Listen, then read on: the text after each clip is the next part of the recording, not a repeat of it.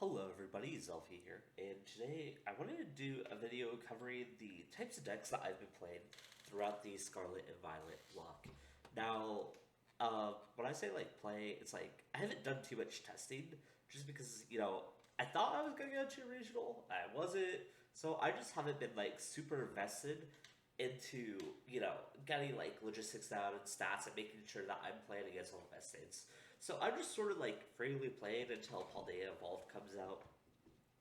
In my opinion, I think Scarlet and Violet is better than Silver Tempest, at least from like a let's just play the game type of deal. But I kind of feel like most of the top decks feel kind of boring. I mean, I've been playing Lost Box for like 3 months. We spent like 3 months playing Lost Box and Silver Tempest. So it's not like a deck that I'm like eager to return to. Maridon is cool, but Maridon has its own bundle of issues. And then Gardevoir is another cool deck, but it's another high ceiling deck. If I'm going to choose between learning Lost Box or learning Gardevoir, I'm going to choose to stick with Lost Box because, frankly, I think its matchup spread is slightly better. And I just have more experience into it. I don't want to plunge all this knowledge into Gardevoir, only to have to learn a new Gardevoir variant. With like the removal of Sky Seal Stones as the meta because more EX centric.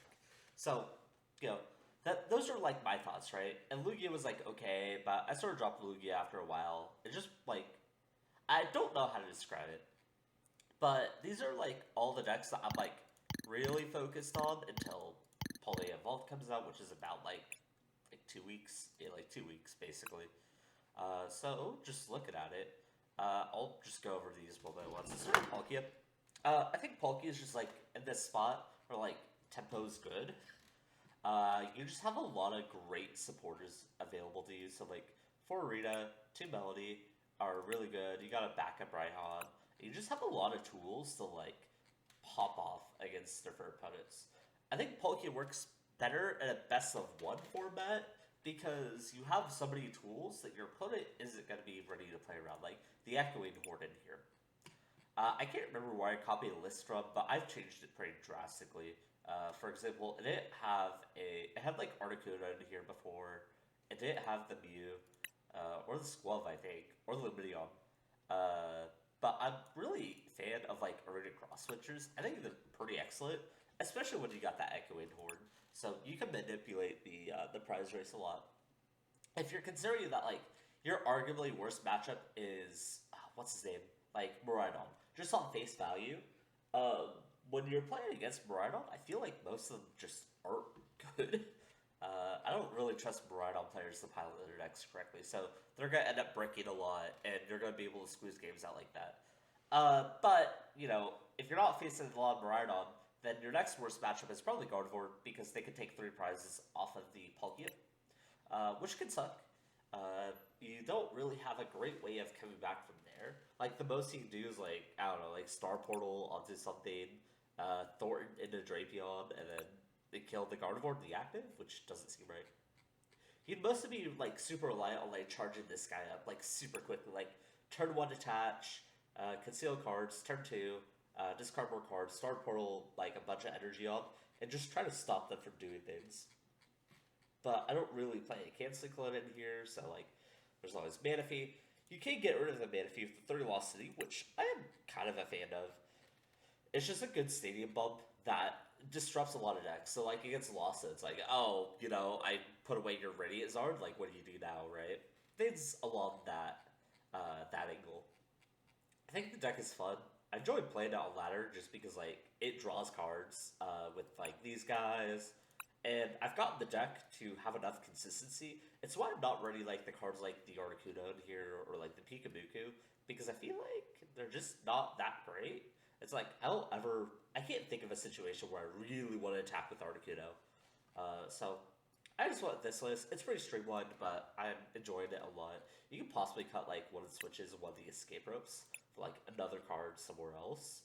I don't know what that would be. Like maybe a 4 Palkia V, so you have a better start, quote unquote. Sue and Heavy Ball also works because you do have like a lot of one-ofs in here. Uh, but yeah, I like this list a lot. It's really casual to play on the ladder. It's pretty consistent. If you're taking it to a tournament, I'm not sure how well it'd fare. against all the Gardevoir decks. But if Gardevoir's on the downswing, which from like what some people are saying it kind of is, this might be good because I feel like it has a pretty decent matchup with everything else.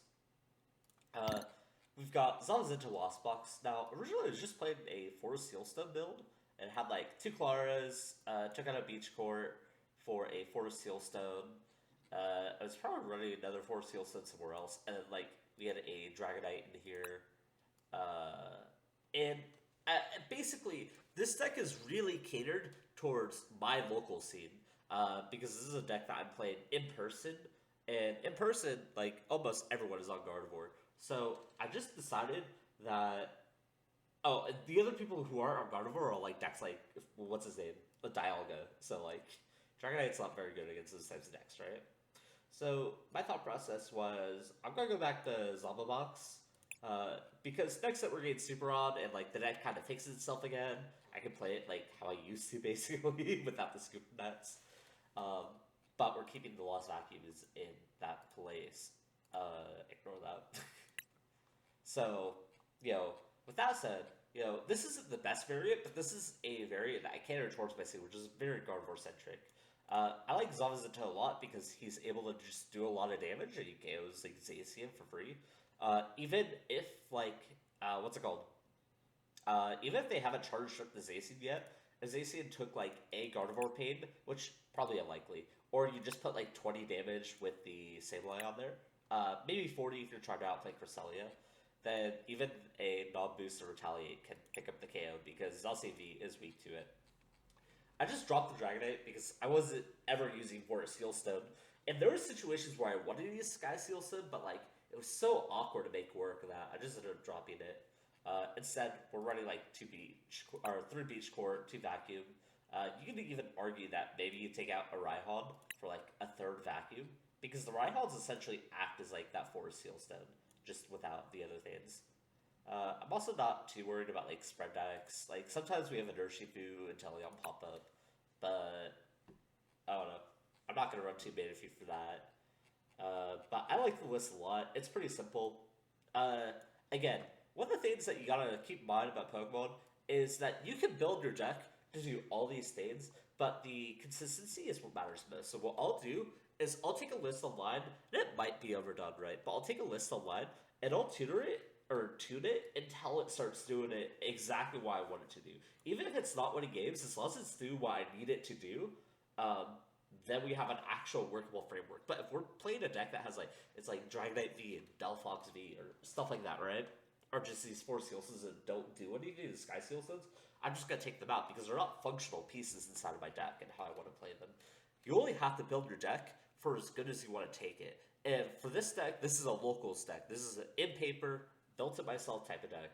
And I just need it to be Gardevoir. Just regular Gardevoir. So, there we go. I also have this Lucky V deck. This is the first deck that I played in the rotation.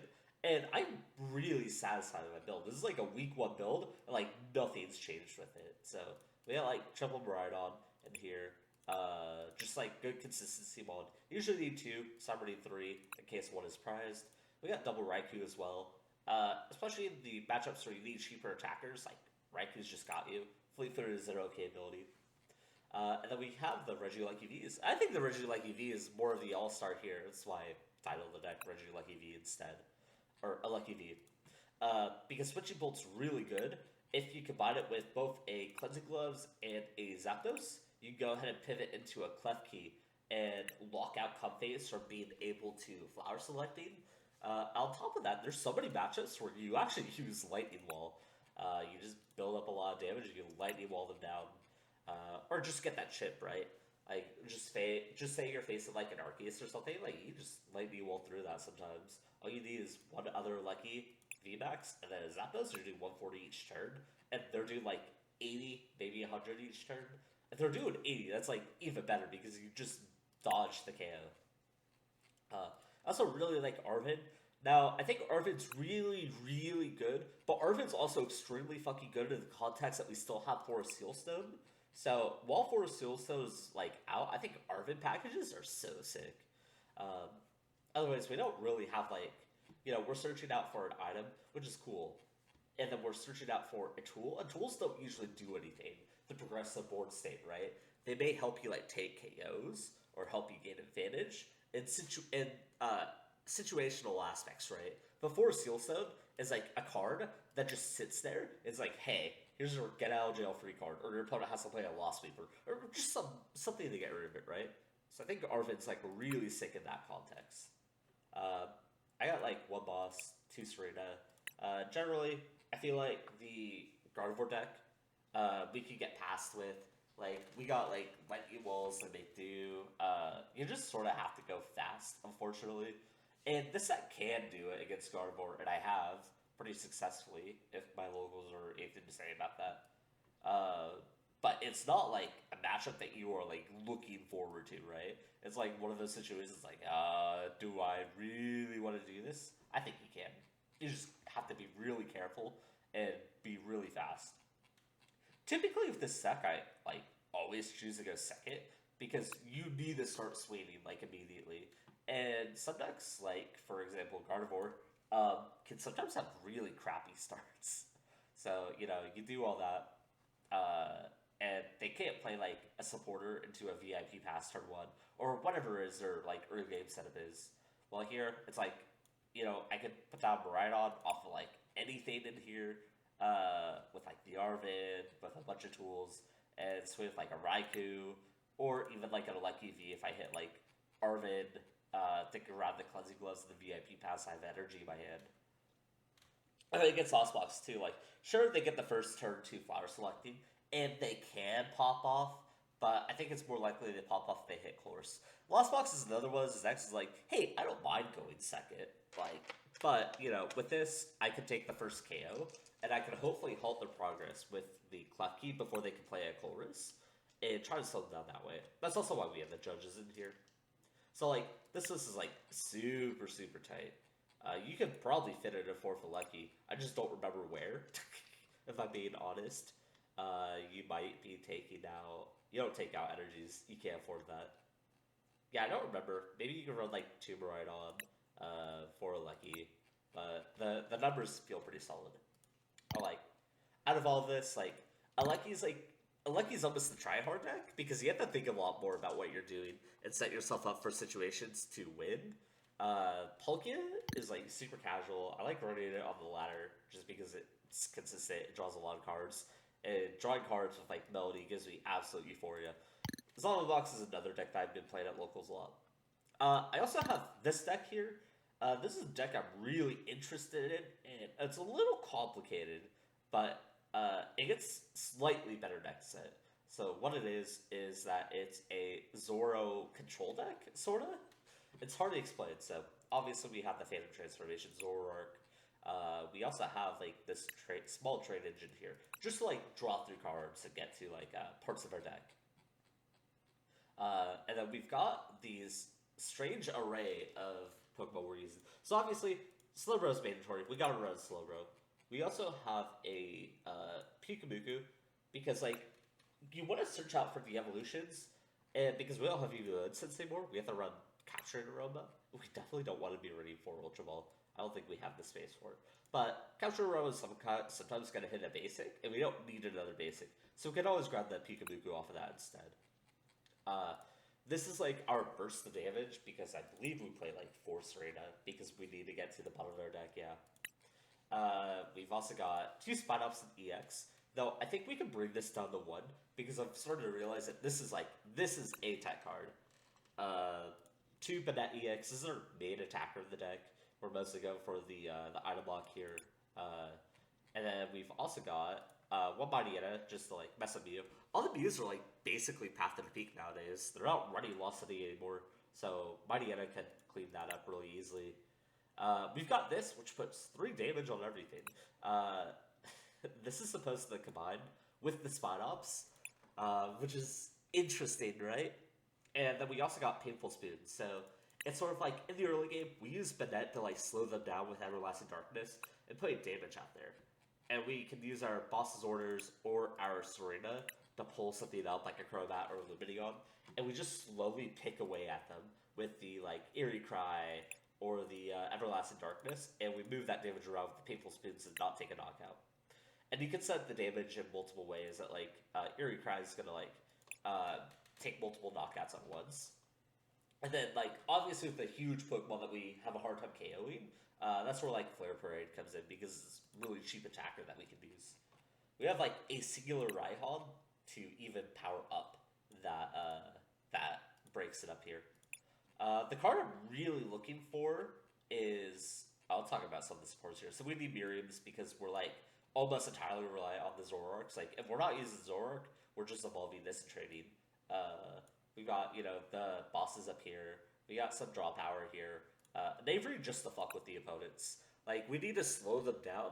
I think Avery plus Banette's a strong combo. And I also got one of these in here. It's just like another way to like mill cards. Like you see an evolution on top of your deck, cool. Just get rid of it. We're looking for the Clodsire EX, which allows you to poison them if you have a stadium play. Oh, I think we could go like -1 on the Spinops, +1 on the Clodsire, and possibly go. I don't know what else you put in because we have to put in a second stadium too. I think it might be the Wilderness one, the one that like raises the retreat cost on stuff. I think that might be okay. Really, you're just trying to lock them in with the Spinops and keep it so they can't move around and just manipulate damage everywhere. That's how the deck is supposed to play. But yeah, it's interesting. I don't think this deck is good yet, but I really like how all the pieces are coming together for it. So yeah, these are like my 3 decks I've been playing. And here's like the only one of like the decks I actually play is like, ooh, this might transition really well next set. Yeah, I'm really excited for Paldea Evolved. I think Paldea Evolved has a lot of sick stuff. And though I was interested in a lot of SV testing, I was only interested in testing for SV because it just wasn't going to be Lugia mirrors everywhere. With that said, I hope you guys enjoyed. I'll see you guys around. Peace.